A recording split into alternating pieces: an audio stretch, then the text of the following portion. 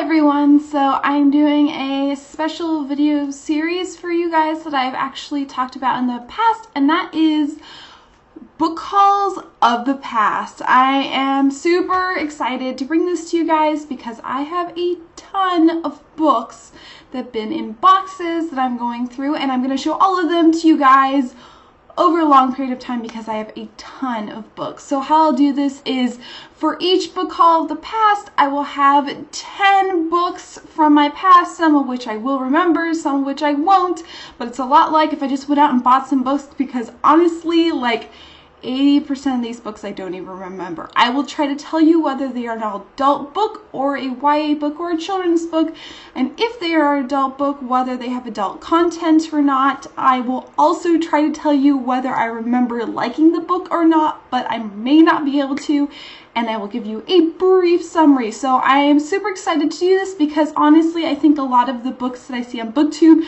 as awesome and as amazing as they are books that everyone is reading at the same time, and they're usually the books that are coming out right then and there and not books that came out a couple years ago. So I am just super pumped to bring this all to you guys.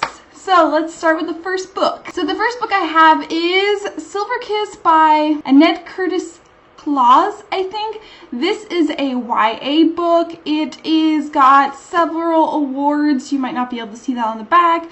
It is a tiny book. I remember enjoying this book a lot. It is a vampire story about a boy, well, I guess he's quite old, but vampire who is just very alone and sad, and this girl whose mother is dying and her sadness and kind of what happens from there.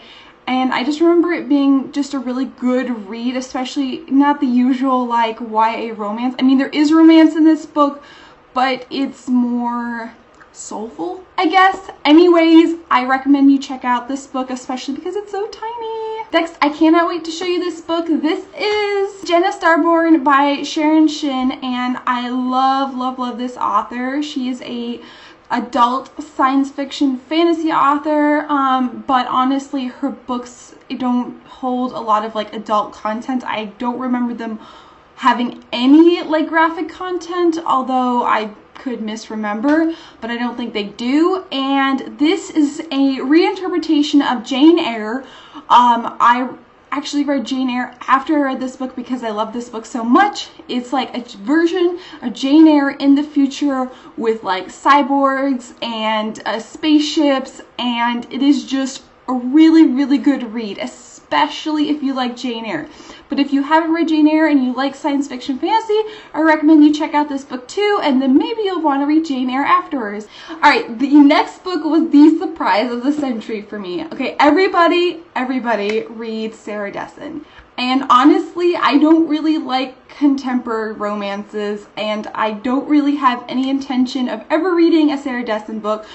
Not because I think that they're bad books, but they're just not my style, and there's so many other books that I want to be reading that they're just not my thing. So, shock of all shocks when I found this book in one of my boxes. This is This Lullaby by Sarah Dessen. So yeah, apparently I own and have possibly read a Sarah Dessen novel, which was a huge shock to me. This story is about a girl who dates guys and then not that far into their relationship gives them the speech to like have them go away because she doesn't want to date anyone for a very long period of time, and it's probably due to her mother, who is on her like 4th or 5th or something like that husband. And so, but there's this one guy that she just can't seem to want to get rid of. And yes, I probably will never reread this book, or even if I read it, but I'm sure a lot of you have already read it. Alright, so we also have The Grift by Deborah Ginsburg, and this author is one that I really love. I actually only read the very beginning of this book and didn't finish it because I think it was a little bit slow in the beginning, and I also bought it a long time ago, so I don't think it was quite my speed yet, but I totally intend to read this very soon. This book, the author wrote another book that I just loved, and so I picked up this book because it was like the only other book the author had. It is about a woman who is a fortune teller or fortune teller therapist, and she's just conning people out of money, and she was kind of like used by her mother, who was a drug addict, but it turns out she might actually have some psychic abilities, and there's a murder that happens and she actually predicts it, so she becomes the murder suspect. And I am really looking forward to actually sitting down and reading this because I'd forgotten about it. Alright, so next we have Dragonwyck by Anna Seton, and this book is historical fiction, kind of in that era of Jane Eyre and Rebecca and all those books. And it is about a girl who is brought to the state of Dragonwyck and kind of what happens to her. Beyond that, I don't really remember what happens. I'm pretty sure I read this, but I do not remember whether I liked it or not. So yeah, check this book out if you're interested in historical fiction for adults. After that, we have Beauty by Robin McKinley. Robin McKinley is an amazing author, and she also does a ton of retelling of famous fairy tales, and this is one of them. This book is just awesome. I really enjoyed it. I think I read it multiple times, and I recommend it to you guys, and I'm not going to really give a description beyond that it's a retelling of Beauty and the Beast. After that, we have book 1 and 2 of The Chronicles of Chrestomanci by Diana Wynne Jones, and this author is just an amazing children's author. I read her book Howl's Moving Castle, and then I read these, and there's more of them. I might find more of them in my boxes, but they are awesome. If you like children's books or you have any interest in reading them, please read this series. It is really good. I can't remember the full details of what it's about. I think it's about a brother and a sister maybe and their adventures to do with magic and dragons, maybe all sorts of different things, but they are awesome and they are actually quite thick. So yes. After that, we have Queen of the Amazons by Judith Tarr, and I don't remember reading this book, but I do remember the cover, which is beautiful if you can see it. This is an adult book. I don't remember if it had adult content or not.